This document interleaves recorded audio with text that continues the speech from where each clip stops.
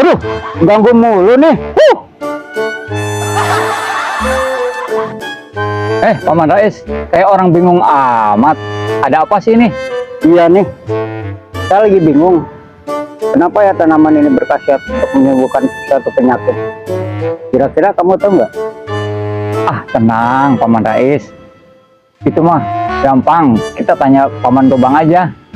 Bener nggak nih? Ayo kita berangkat, kita tanya ke Paman Gobang. Oke, kita berangkat.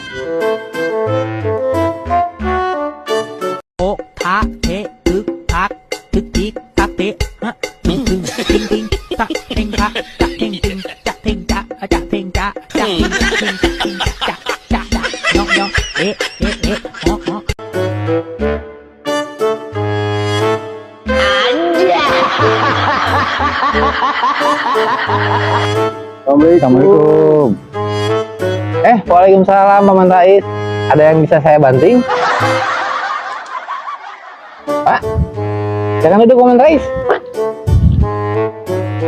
Gini Paman Gobang, saya benar-benar lagi bingung. Kenapa ya tanaman ini bisa mengobati suatu penyakit? Kira-kira ada apanya ya? Kamu nanya? Kamu bertanya-tanya? Ini nanti saya jelaskan ya.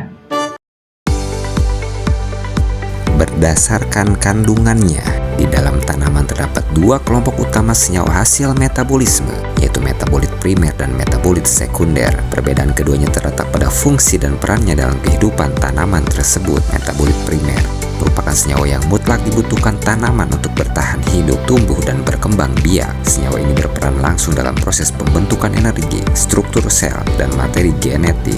Contoh metabolit primer diantaranya karbohidrat, protein dan asam amino, lemak atau lipid, asam nukleat seperti DNA dan RNA, asam organik, vitamin dan mineral. Metabolit sekunder dikenal juga dengan istilah fitokimia, yang artinya senyawa kimia alami yang diproduksi dalam tanaman yang berfungsi untuk adaptasi, pertahanan, interaksi ekologis, dan tentunya mempunyai khasiat sebagai obat alami bagi manusia. Secara umum, ahli botani dan farmakognosi membagi 4-5 golongan besar ditambah golongan pelengkap, di antaranya golongan alkaloid merupakan senyawa basa yang mengandung nitrogen, sifatnya sering memberi efek farmakologis kuat. Contohnya antara lain senyawa kafein dalam kopi, morfina dalam opium, berberin dalam meniran, dan lain-lain. Golongan fenolik merupakan senyawa yang mengandung gugus fenol, yaitu senyawa hidroksil yang terikat pada cincin aromatik. Subgolongannya antara lain flavonoid,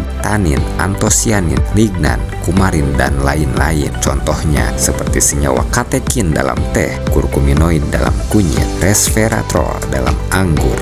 Golongan terpenoid merupakan senyawa yang tersusun dari unit isoprena dengan rumus kimia C5H8. Subgolongannya terdiri dari monoterpen, sesquiterpen, diterpen, dan lain-lain. Contohnya antara lain senyawa limonen dalam jeruk, eugeno dalam cengkeh, andrografolit dalam sambiloto, dan lain-lain. Golongan saponin merupakan senyawa yang bersifat amfifatik atau bagian larut air dan larut lemak berbusa dalam air. Bisa berupa triterpenid saponin atau steroid saponin. Contohnya adalah asiatikosida dalam pegagan, ginsenosida dalam ginseng, dan lain-lain. Golongan steroid termasuk fitosterol atau bentuk alami kolesterol nabati dan glikosida steroid tertentu. Contohnya antara lain diosgenin dalam ubi liar, beta-sitosterol dalam alpukat, dan lain-lain. Golongan pelengkap merupakan kelompok senyawa sekunder yang tidak masuk 5 golongan utama tapi tetap mempunyai aktivitas biologis. Hal inilah yang menyebabkan suatu tanaman dapat dijadikan sebagai obat tradisional untuk mengatasi masalah kesehatan kita, karena tanaman tersebut mengandung metabolit sekunder atau fitokimia yang tentunya sangat bermanfaat.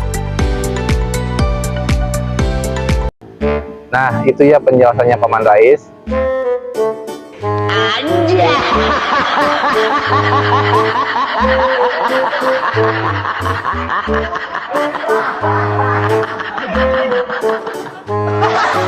Hahaha.